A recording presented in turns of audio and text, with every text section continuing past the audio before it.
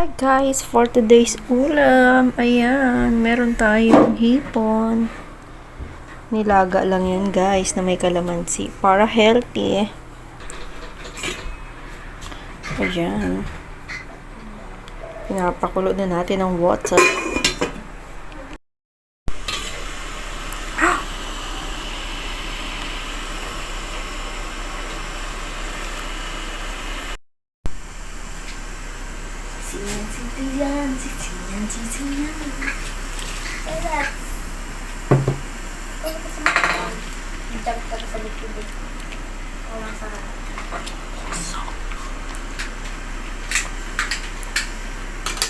Kumukulo na, ayan.